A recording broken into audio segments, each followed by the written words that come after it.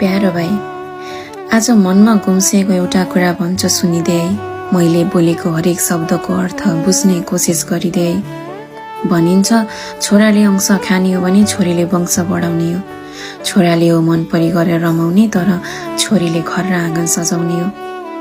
तँलाई थाहा छैन होला भाइ, तर जुन दिन तेरो भाइ जन्मियो भन्ने खबर आएको थियो, म धेरै बुझ्ने त थिएन, तर अबदेखि मेरो पनि भाइ छै भन्न पाउँछु भन्ने बेग्लै खुसी मनमा लागेको थियो। तँलाई बोक्न नसक्ने म तर जानी नजानी समाउन रहर गर्थे। आमालाई पिठ्यूमा बोक्छु के भनेर तँलाई आँगनभरि लिएर हिँड्थे। अहिले त धेरै ठुलो भएको छस्, के सही के गलत सबै छुट्याउन सक्ने पनि भएको छस्। भाइ, आज केही कुरा माग्छु, मलाई खाली हात नफर्काउनु है। बाबा आमा पछिको हाम्रो माइती राजा त नै होस्, दिदीहरू आउँदा अँधेरो मुख नलगाइदिनु है।